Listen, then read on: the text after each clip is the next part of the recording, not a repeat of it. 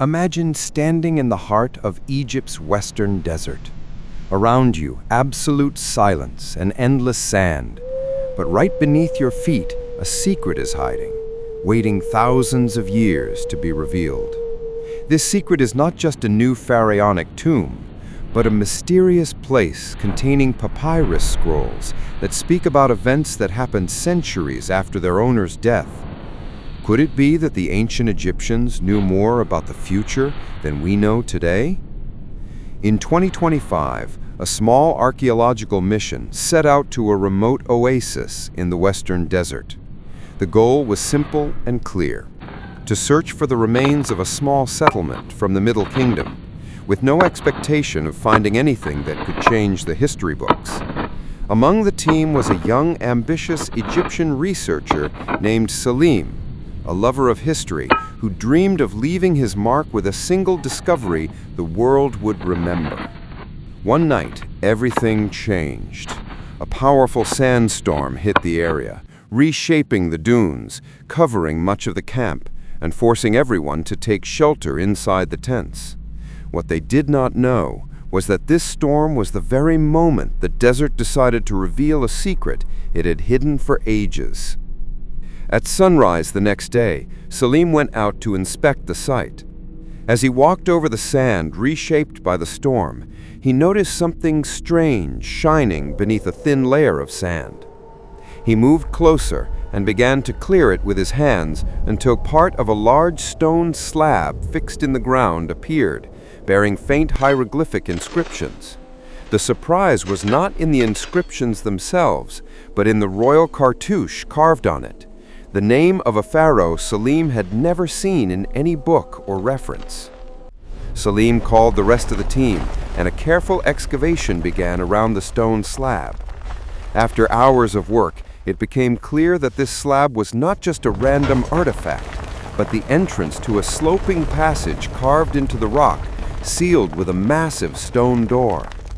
Marks on both sides showed clearly that this entrance had not been opened for thousands of years, and that no one had reached it before them. With the right equipment prepared, the team began trying to open the stone door.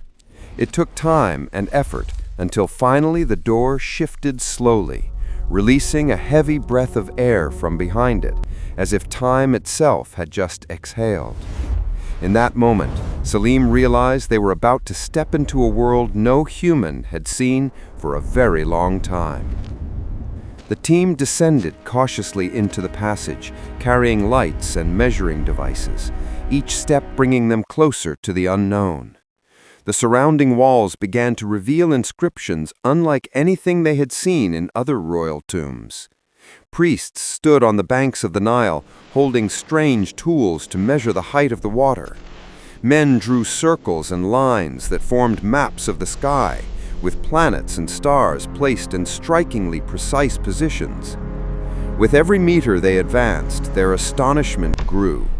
This place was not just a normal corridor leading to a burial chamber, but more like a passage of knowledge, linking science and faith, the heavens and the earth. It didn't take long before they reached the end of the passage, and there everyone held their breath. Before them lay a wide burial chamber.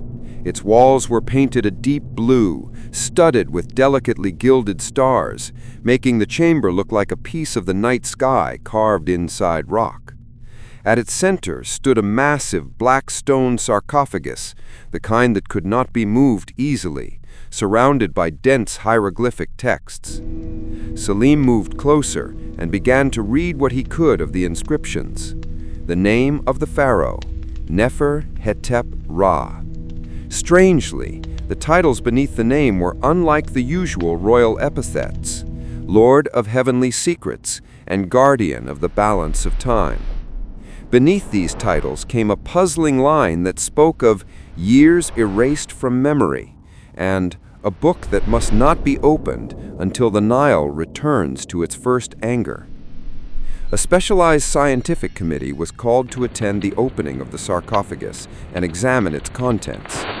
On the day of the opening, everyone stood around the sarcophagus in complete silence, as the heavy stone lid was slowly lifted.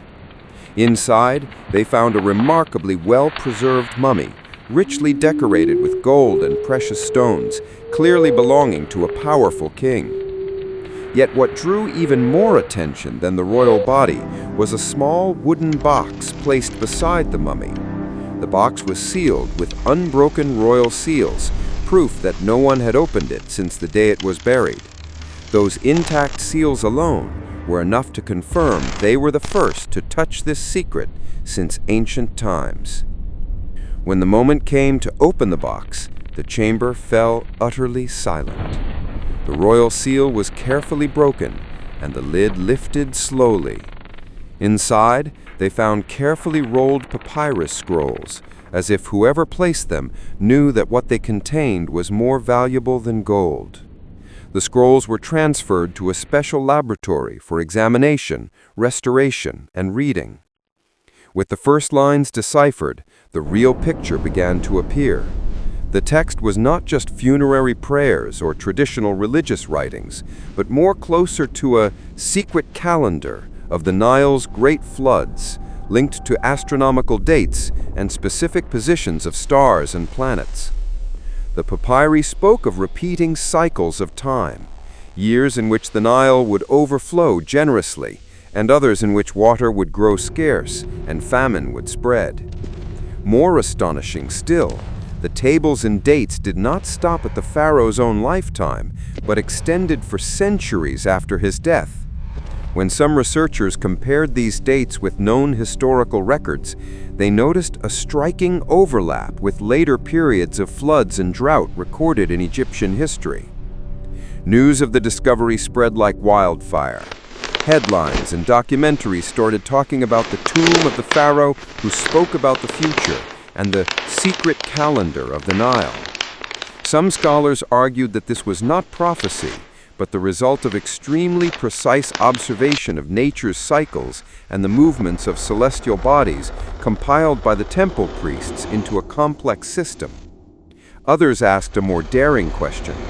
Could ancient understanding of nature truly have reached such an extraordinary level? As for Salim, the first to notice the stone slab in the sand, his life changed completely.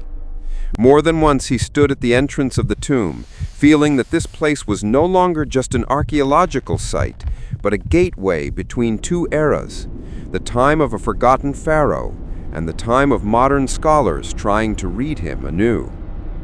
He would gaze out at the surrounding desert and wonder, if this tomb remained hidden for all those centuries, how many other tombs do we still know nothing about? How many secrets are waiting for another storm to uncover them? In the end, the discovery of Nefer-hetep-La's tomb became more than just an archaeological event. It turned into an invitation to reflect on one simple yet profound question. Is history only what we already know, or also everything we have not yet discovered? And if you were given the chance to stand inside that chamber, holding those papyrus that speak about tomorrow, would you dare to read what is written about the future?